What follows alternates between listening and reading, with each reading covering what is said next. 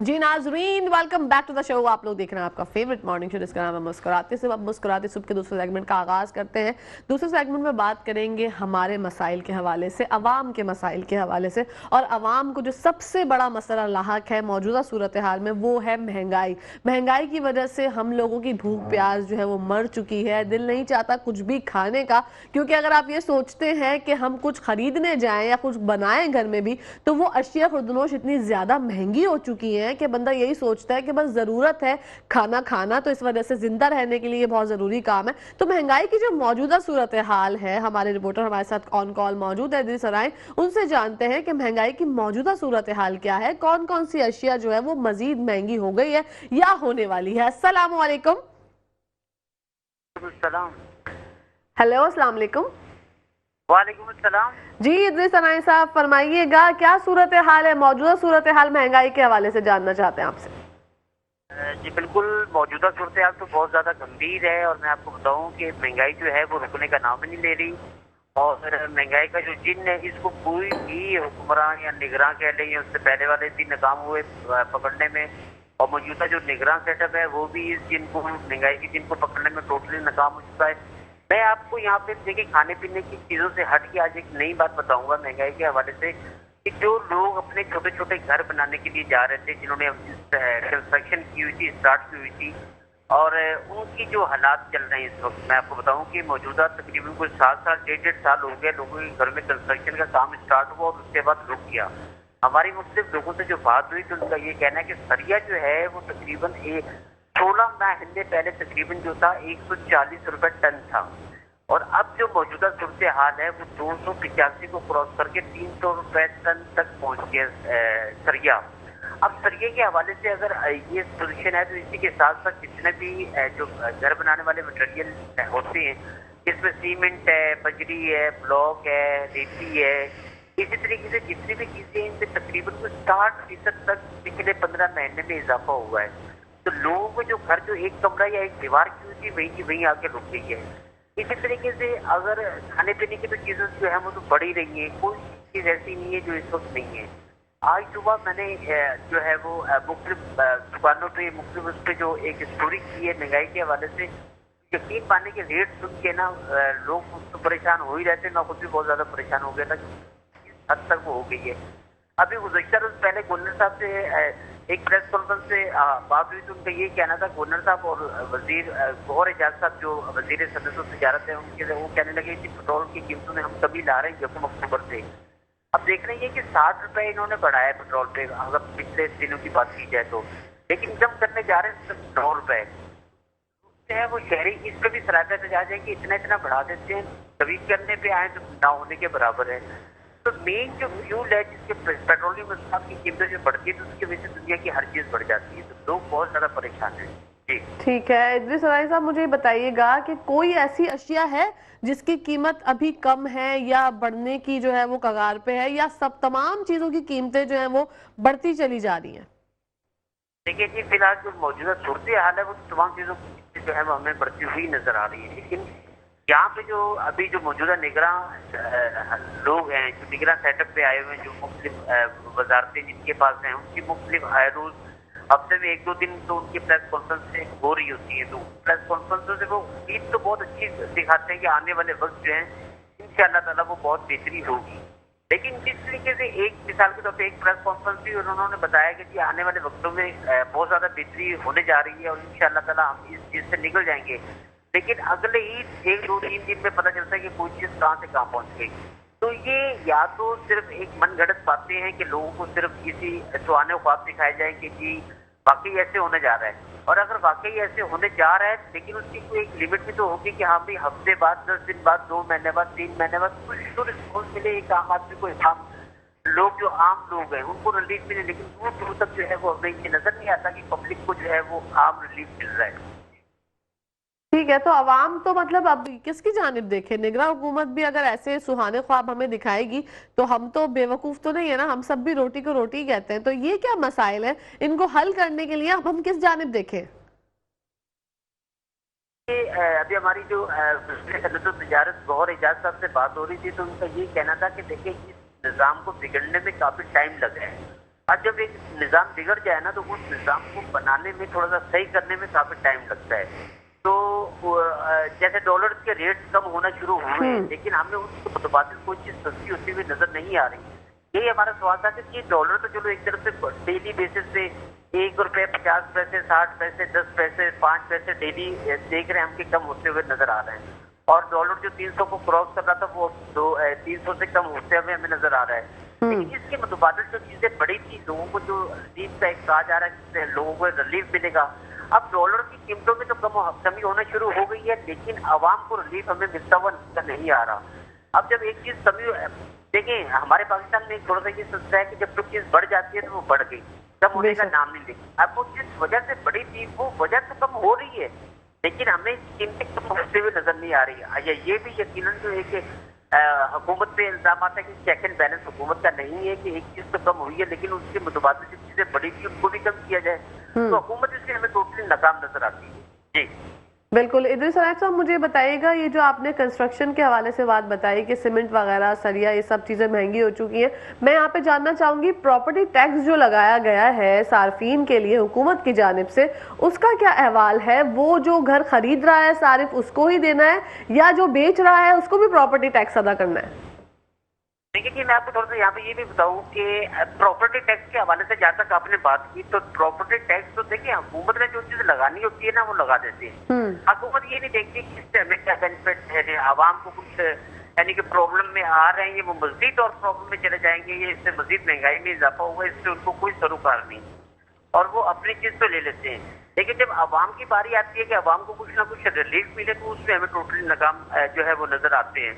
अभी आपने जो तामीराती काम में जो भी चीजें इस्तेमाल हो रही है उन पर इतना टैक्स लगा दिया गया है, इतनी कीमतें बढ़ा दी गई है, एक आम आदमी की पहुंच बिल्कुल ही टोटली जो है वो सिलसिला में खत्म होता हुआ नजर आ रहा है। एक घर में अगर एक दीवार हुई है, ये छत नहीं हुई, उन्होंने बाकी कंस्ट्रक्शन होगी, उसकी छत बनानी तो उसको सालों साल गुजर गए, क्यों नहीं बना पा रहे? क्योंकि रेती महंगी हो गई, सरिया महंगा हो गया, फिर फ्यूल महंगा होने की वजह से वो जो सामान जिस गाड़ी पे आ रहा है उन्होंने रेट डबल से ट्रिपल कर दिए, तो इस वजह से लोग जो है वो वहीं के वहीं रुके हुए हैं। लेकिन हुकूमत मजीद टैक्स अपनी सहूलत के लिए या IMF को खुश करने के लिए वो सारी चीजें अपनी पूरी कर रही है। हुकूमत तो अपनी जगह जो है वो सारा काम वैसे ही कर रही है जैसे उनको पैसों की वसूली करनी है अवाम से, तो वो कर रही है। लेकिन अवाम जहाँ तक प्रॉब्लम है, अवाम का कोई नहीं सोचा जा रहा, चाहे वो निगरान हुकूमत है चाहे पिछली हुकूमत है। अभी भी लोगों का ये कहना है कि अभी चांस एक उनको नजर आ रहा है कि हो सकता है ये जो निगरान हुकूमत है कुछ ना कुछ रिलीफ दे, लेकिन अभी तक तो फिलहाल हमें कुछ ऐसी रिलीफ कुछ ऐसे नजर नहीं आ रहा कि जिस पर रिलीफ मिले। अलबत्ता इनके जो बातें या बुलंद-ओ-बांग दावे हैं वो हमें नजर आते हैं। अब देखें कि आवाम को रिलीफ मिलता है या नहीं। जी ठीक है, बिल्कुल। इदरीस अनायत साहब, मुझे बताइएगा पेट्रोल की कीमत जितनी अभी है मुकर्रर वक्त में, मौजूदा सूरत हाल में, मौजूदा वक्त में, मैंने ये सुना था कई चहमगोइयां हो रही थी, लोग कह रहे थे कि अभी भी इजाफे का इम्कान है, क्या इस बात में कोई सदाकत है या नहीं? नहीं, इसी पे हमने जो गवर्नर जो रोज जो है हमारी बात हुई है गवर्नर साहब से, और उनके साथ जो वजीर सनअत व तजारत थी उनसे बात हुई कि अब मजीद पहली जो 1 अक्टूबर आ रही है इसको फिर पेट्रोल बढ़ाने जा रहे हैं, तो उस पर उनका ये कहना था कि पेट्रोल बढ़ाने नहीं जा रहे, पेट्रोल पे इंशाअल्लाह ताला कमी आएगी, और वो कमी आएगी सिर्फ इसी वजह से कि डॉलर के जो रेट हैं वो नीचे हुए हैं। तो अभी वो जब बात की है हमने ओगरा वालों से या उनसे, तो पता चल रहा है कि सिर्फ ₹9.70 कुछ पैसे 3 लीटर पे कमी आ रही है। अब जब ये हमने न्यूज भी चलाई कि ₹9.70 के हिसाब से 1 अक्टूबर से पेट्रोल में कमी के इम्कान है, यानी कि कन्फर्म नहीं है, इम्कान है, तो उस पे जो है वो लोगों का जो एक आज जब शॉर्ट होल्ड लेने गया पब्लिक से, तो उनका ये कहना है कि ₹60 वो रिश्ता दिनों में तकरीबन 15 से 30 दिन के अंदर ₹60 फ्यूल पे बढ़ाए हैं। अब ₹60 बढ़ा के सिर्फ ₹9 कम कर रहे हैं, इस पे वो लोगों को थोड़ा सा एतराज लगे कि कम से कम कुछ तो एक हैंडसम अमाउंट जो है वो कम करें ताकि लोगों को कुछ तो रिलीफ मिले कि हाँ वाकई निगरान हुकूमत जो है वो कुछ ना कुछ काम कर रही है। लेकिन वही आ जाती है कि लोग सरापा एहतजाज हैं, लोगों की सुनी नहीं जा रही, हुकूमत ने जो करना है वो अपनी कर रही है। अलबत्ता बुलंद-ओ-बांग दावे जरूर किए जा रहे हैं कि सुहाना ख्वाब भी खाए जा रहे हैं, उससे हमें यही नजर आ रहा है कि इसको फिलहाल सिर्फ सुहाना ख्वाब ही। बिल्कुल। बिजली की सूरत हाल के बारे में जानना चाहूंगी, बिजली के जो प्राइस है, बिजली के जो रेट है यूनिट्स में, उसमें भी इजाफा होता चला जा रहा है, तो क्या उसमें भी कोई कमी बेशी होगी? नहीं जी, उस पर तो कमी बेची का आप सोचे ही नहीं और ना ही खुश हों कि उस पर कुछ कमी बेची हो जाएगी। उसकी वजह ये है कि नेपरा जो है वो तकरीबन हर चौथे दिन या हर पांचवें दिन, हर आने वाले यानी कि हफ्ते में बात बहुत ऐसा कि होता है कि 2 बार रेट बढ़ाने की खबरी भेज देती है कि जी वो इस पे ये मसला है तो हमने फ्यूल एडजस्टमेंट करना है और वो फ्यूल चार्जेस हैं और वो पिछले 6 माह से स्टार्ट होंगे, पिछले 10 माह से स्टार्ट होंगे, पिछले 17 माह से 18 माह से, इस तरीके से फ्यूल एडजस्टमेंट की मद में वो कुछ ना कुछ इजाफा करते ही रहते हैं। तो ये तो अब एक रूटीन बन गया कि हफ्ते में 1 बार या 2 बार जो है हमारे फी यूनिट के हिसाब से, चाहे वो पैसों में हो चाहे रुपए में हो, तो अभी भी तकरीबन कुछ 2 रुपए कुछ 80 या 86 पैसे जो है वो इंक्रीज की खबरी आई है कि जी ये हम बढ़ाएंगे, क्योंकि जी उन दिनों में कोई फ्यूल एडजस्टमेंट की कहानी थी तो ये फ्यूल एडजस्टमेंट वो करेंगे। तो लोग जो हैं वो टोटली जो है वो अब लोग बात ही नहीं करना चाहते हैं। मैं आपको थोड़ी सी यहाँ पे बताऊँ कि यकीन माने लोगों से हम बात करने की बड़ी कोशिश करते हैं कि इसमें कुछ करें, तो लोग इतने बदतर हो चुके हैं कि वो बात ही नहीं करते। तो कह रहे भाई हुकूमत ने जो करना है वो करें। अब जब हुकूमत के नुमाइंदगान से बात करते हैं तो वो के इलेक्ट्रिक पे डाल देती है, के इलेक्ट्रिक से बात करें वो नेपरा पे डाल देती है। तो ये टोपियां जो है वो एक दूसरे पे घुमाई जा रही हैं। अलबत्ता जो पिस रही है महंगाई की चक्की में सिर्फ आवाम पिसती हुई हमें नजर आ रही है। बिल्कुल। इद्रिस अनाई साहब, ये बताइएगा जो सस्ते बाजारों का इनकाद किया जाता है वहाँ पर भी क्या सिर्फ बातें होती हैं और झूठे दावे होते हैं, या कोई ऐसी अशिया होती है जो आवाम को रिलीफ देने के लिए हो? नहीं, हमने जो अभी तक जो देखा है वो टोटली जो है वो ऐसे झूठे यानी कि बुलंदबाज़ दावे ही देखने में आ रहे हैं। कोई इम्प्लीमेंट हमें यानी कि आवाम को रिलीफ देने में कोई इम्प्लीमेंट हमें नजर नहीं आता। यानी कि एक 60 रुपए बढ़ा के आप उस पर 5 रुपए कम कर दें तो ये तो फिर नाजायज है, ये तो आवाम के साथ एक उल्टा मजाक है। आवाम कहती है बजाय कम करने के आप वही रेट रखें या फिर और मजीद बढ़ा दें, कोई इशू नहीं है। लेकिन अब आवाम क्या करें? देखिए, एक जितने भी हमारे अशराफिया हैं उनको हर चीज फ्री है, फ्यूल उनका फ्री है, बिजली उनको फ्री है, घर उनको फ्री है, गाड़ियां उनको फ्री है, गाड़ियों का फ्यूल उनको फ्री है, हर तरफ से फ्री है। अगर कोई इस महंगाई की चक्की में पिसता है तो वो मिडिल तबका, मध्यम तबका या गरीब आवाम जो है उन पे ये सारी चीजें लागू होती हैं, अमीरों पे कुछ चीज लागू नहीं होती। जितने भी लोग हमारे असम्बलियों में बैठे हैं या असम्बलियों से अभी तो नहीं है, असम्बलियां अभी निगरान सेटअप है, लेकिन जितने भी हमारे ये जो लोग जो असम्बलियों में या बड़े बड़े ब्यूरोक्रेट्स हैं या बड़े बड़े जो इस तरीके से लोग हैं उनको हर चीज फ्री होती है। तो आवाम का यही रोना है कि जिनसे आपको पैसे लेने चाहिए उनसे आप देते नहीं, और जिनको उल्टा देने चाहिए उनसे आप रिकवरी करने के लिए लगे हुए होते हैं। तो बाकायदा आवाम ने IMF से भी रिक्वेस्ट की कि खुदा के लिए इस तरफ देखें, इस मुल्क पे देखें, सिर्फ हम जो निगरान है या जो हुकूमत चलाने वाले लोग हैं उनको सिर्फ पैसों का यानी कि लोगों से पैसे निकालने की गुरी नहीं बताएं, लोगों को जो गरीब हैं जो पिस रहे हैं इस चक्की में उनको थोड़ा सा उनको रिलीफ देने के लिए भी थोड़ा सा बताएं। जी बिल्कुल। इलेक्शन का कुछ बताइएगा अहवाल कि कब तक सूरत हाल आपको लगता है कि इलेक्शन मुमकिन होंगे? जो तारीख दी गई है हुकूमत की जानिब से जनवरी या फेब, हो सकेंगे या इस दफा भी तारीख पे तारीख ही होगी? देखिए जी, फिलहाल तो इलेक्शन कमिश्नर साहब ने जो है वो एक बाकायदा तारीख दे दी है और उम्मीद जाहिर की जा रही है कि इलेक्शन इसी डेट पे हो, जिसपे अभी मुख्तलिफ पार्टियों की तरफ से भी जो है वो अपने अपने जो है वो बयानात आ गए, उनके एलानिये जारी हो गए कि इस पे हो। अगर इसके बाद इन्होंने इस पे मजीद इस डेट पे पहुंच के फिर मजीद डेट बढ़ाने की कोशिश की तो यकीनन इस पे वो एहतजाज भी करेंगे और वो यानी कि पूरा मुल्क में जो है एक तरह एहतजाज किया जाएगा कि इलेक्शन फौरी कराया जाए। लेकिन जो मौजूदा सूरत हाल है, जो सूरत देखने में आ रही है, तो वो हमें लग नहीं रहा कि इतनी फौरी जो है ये इलेक्शन हो। अब बाकायदा इलेक्शन कमीशन ने अनाउंस डेट तो जारी कर दी है और जिस तरीके से उन्होंने ये भी कहा है कि लोग सियासी पार्टियां जो है अपने तौर पे अपना काम वर्क स्टार्ट करेंगे। लेकिन हमें शहर भर में, कराची की स्पेशल में बात करूँ तो हमें कोई ऐसा माहौल बनता हुआ अभी तक नजर नहीं आ रहा। जो हमारे मुख्तलिफ जराए हैं उनसे बात होती है तो वो ये कहते हैं कि जैसे ही ये डेट आएगी तो हो सकता है अगली डेट की अनाउंसमेंट करते हैं। तो फिलहाल तो अभी तक ऐसा ही कहा जाता है, अब देखेंगे आगे क्या होता है। जी देखते हैं आगे क्या होता है। बहुत बहुत शुक्रिया इद्रिस अनाई साहब, आपने अपने बिजी स्केड्यूल में से हमारे लिए वक्त निकाला। हमारे नुमाइंदे मेट्रो वन न्यूज़ के हमसे बात कर रहे थे, महंगाई के हवाले से हमें बताया कि महंगाई तो है, कम होने का नाम ही नहीं ले रही है। आप चाहे कोई घरेलू अशिया जो हम अशिया खुर्दनोर ज़रूरियात ज़िंदगी के लिए इस्तेमाल करते हैं, चाहे वो चीज़ें हो गई, चाहे ये सीमेंट सरिया जो कि घर बनाने के लिए इस्तेमाल होता है, ये भी महंगा हो गया है। तो सिर्फ अब इंसान के लिए सांस जो है वो आपकी सस्ती है और वो आपकी अपनी है। उसके अलावा जो है तमाम चीजें महंगी हो गई हैं और महंगी से महंगी होती चली जा रही हैं। अगर टमाटर की मैं बात करूं तो शायद पता नहीं 160 या 180 रुपए किलो है। अंडों की भी बात करूं तो 28 रुपए का एक अंडा है।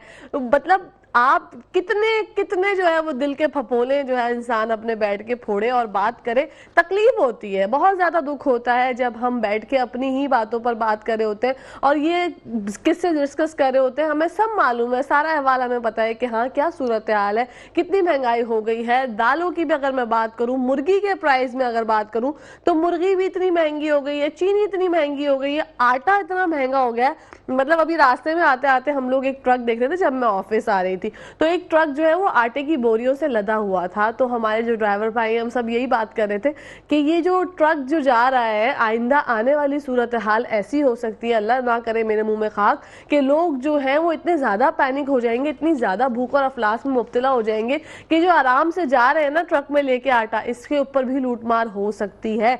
क्योंकि लोग भूखे हैं, बहुत ज्यादा परेशान हैं, समझ नहीं आता कि आखिरकार करना क्या है क्या नहीं करना। और ऐसी सूरत हाल में बस हम सिर्फ दुआ ही कर सकते हैं। आइए हम सब मिलकर दुआ करते हैं अपने पाकिस्तान के लिए, अपनी हालत के लिए कि अल्लाह पाक हमारी हालतें जो है वो तब्दील कर दे और अच्छे हुक्मरानों से हमारा राब्ता और वास्ता जो है वो उम्मीद करा दे। यहाँ पर टाइम हो गया नाज़रीन ब्रेक का, आप लोग कहीं जाएंगे मत, देखते रहिए मुस्कुराती सुबह शो। आप लोग देख रहे हैं आपका फेवरेट मॉर्निंग शो जिसका नाम है मुस्कुराती सुबह। हाय रे गर्मी, उफ रे गर्मी, कब खत्म होगी ये गर्मी। और इस गर्मी की वजह से हम सब हैं कराची वाले बहुत ज्यादा परेशान। ये जो बारिश थोड़ी सी हुई थी उसके बाद सोचा था मौसम हो जाएगा खुशगवार, लेकिन ऐसा नहीं हुआ। मुझे तो बहुत ज्यादा गर्मी ऐसा लगता है कि टेम्परेचर जो है वो बहुत ज्यादा है। और खास तौर पे ऑफिस से जब मैं घर की तरफ रुखसत हो रही होती हूँ, जब तो बहुत चील चमारी वाली धूप होती है। तो ये गर्मी की जो शिद्दत है, क्या इसमें कमी आएगी या ये रहेगी ऐसे ही बरकरार? इन सब बातों पे रोशनी डालने के लिए हमारे साथ ऑन कॉल मौजूद हैं जवाद मेमन साहब, जो कि वेदर एनालिस्ट हैं। अस्सलाम वालेकुम जवाद साहब, कैसे हैं आप? Welcome to the show. जी वालेकुम अस्सलाम, अल्हम्दुलिल्लाह। बताइएगा ये गर्मी का अहवाल जो है वो कब तक जो हमारे ऊपर मुसल्लत रहेगा? गर्मी कब तक जो है रहेगी बरकरार या कुछ मौसम में हो सकती है तब्दीली? देखिए, तब्दीली फिलहाल तो ऐसे जितना नहीं है।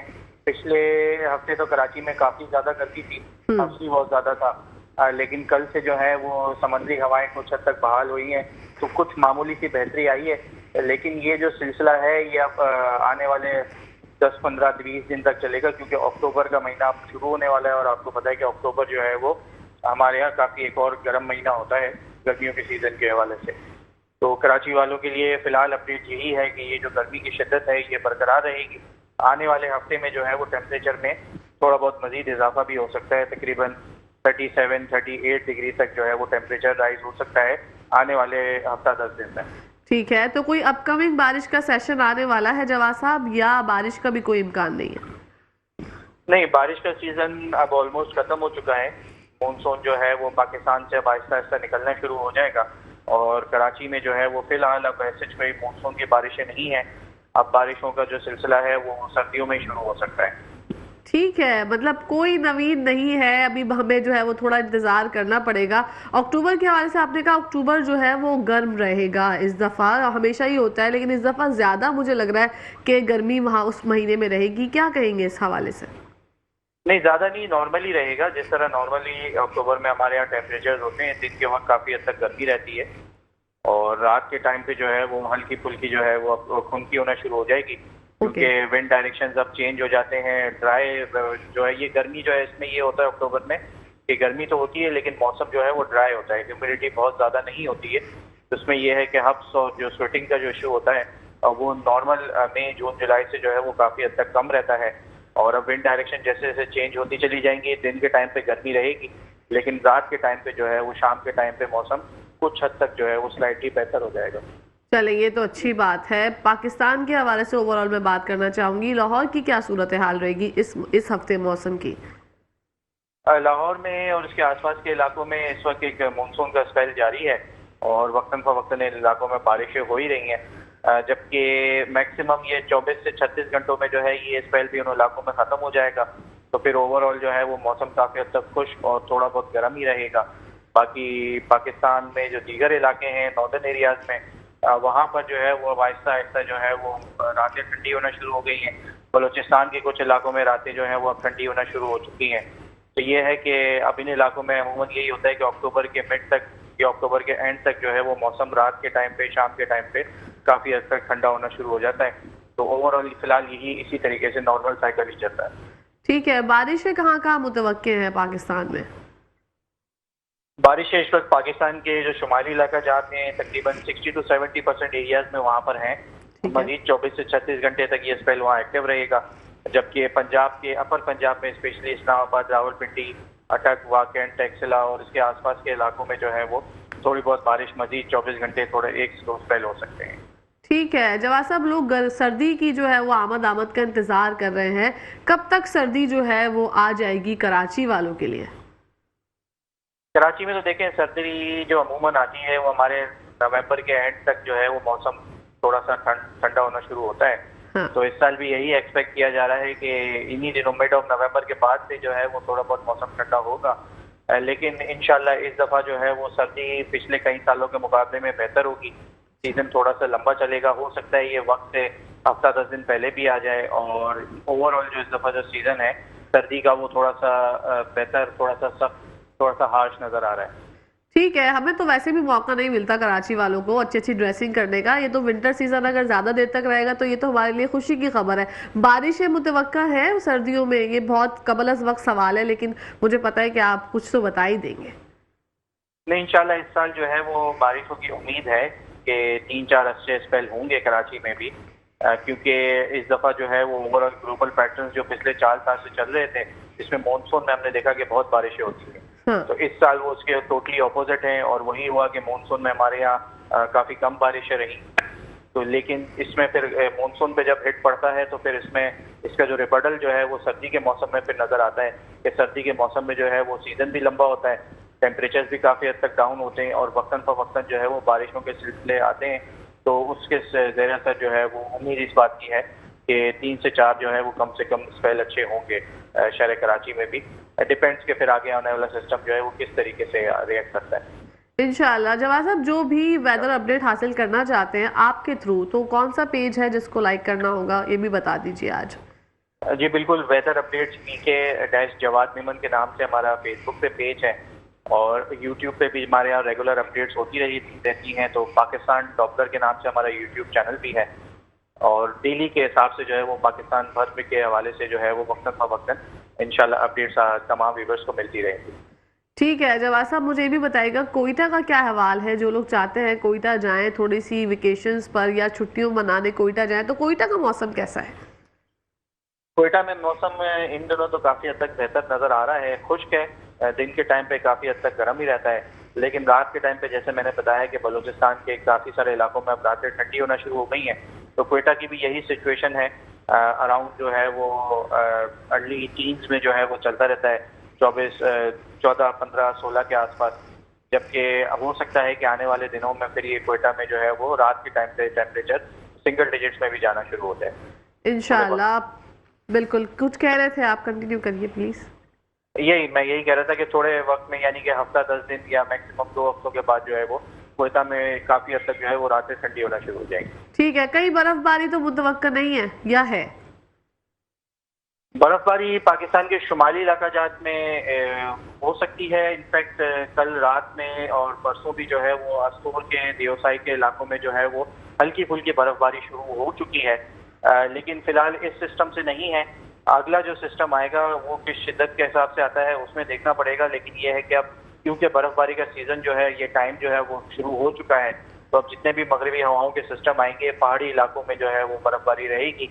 जबकि बलूचिस्तान वगैरह की तरफ अगर कोई सिस्टम अच्छा ताकतवर मूव करता है तो इन इलाकों में भी हो जाएगी। लेकिन ये थोड़ा सा अभी लॉन्ग रेंज है, आने वाले दिनों में सही पता चलेगा कि किस तरीके से सिस्टम्स आते हैं और किस शिद्दत से आते हैं। ठीक है जवाब साहब, क्या पैगाम देना चाहेंगे नाजरीन का? पैगाम यही है सबके लिए कि अब सीजन ट्रांजिशन हो रही है, एक सीजन से निकल के हम खिजा के मौसम में जो है वो जा रहे हैं, स्पेशली पाकिस्तान के सदर्न एरियाज कराची और इसके आसपास के एरिया में। तो मौसम काफ़ी डस्टी रहेगा, एयर क्वालिटी जो है वो काफ़ी हद तक ख़राब रह सकती है आने वाले दिनों में। इस हवाले से मसले मसाइल शुरू होंगे, तो जितना इस हवाले से एहतियाती तदाबीर इख्तियार कर सकते हैं वो करें। स्पेशली जो स्कूल गोइंग बच्चे हैं और जो बड़े बूढ़े हैं उन्हें जो है वो ये चीज़ें ज़्यादा अफेक्ट करती हैं।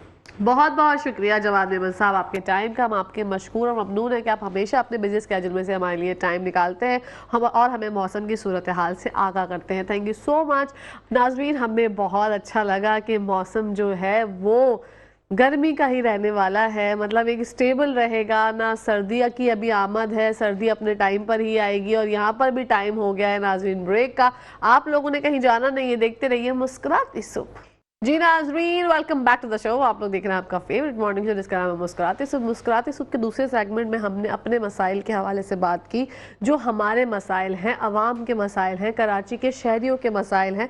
मसाइल तो बेतहाशा हैं, मगर सोचने की बात यह है कि इन मसाइल के होते हुए मौजूदा सूरत हाल में अब हमें क्या करना है। हमें करना यही है कि एक तो सबसे पहले हमने अल्लाह पाक से दुआ करनी है कि हमें एक मुखलिस हुक्मरान जो है वो दे दें, जिनकी वजह से जिनकी छत्रछाया में कहते हैं ना, जिनके साथ हम लोग, जिनकी निगरानी में जो हमारे निगरां होते हैं, जैसे निगरां हुकूमत है उनकी तरह नहीं, दूसरे जो निगरां होते हैं जिनकी सरपरस्ती में हम काम कर रहे होते हैं, जिनकी सरपरस्ती में हम फल फूल रहे होते हैं। हमें जो कायदे आज़म का ख्वाब था वो ख्वाब जो है पूरा करना है। जो उनके ख्वाब की तकमीन हो गई थी, अल्लाह पाक ने पाकिस्तान तो बना दिया, लेकिन उसके बाद पाकिस्तान को चलाना आज तक किसी को ना आया। मैं अगर तारीख की बात करूं तो बहुत सी कुर्बानियों के बाद हमें पाकिस्तान हासिल हुआ, हमें उसकी कदर नहीं है। हम पे जो भी हुक्मरान आए उन्होंने अपनी जो है वो, जो कहते हैं ना, अपना पेट भरा, अपना काम पूरा किया, अपने अपने जो है वो ज़खायर ज़ख़ीरा अंदोज़ी इतनी ज़्यादा की,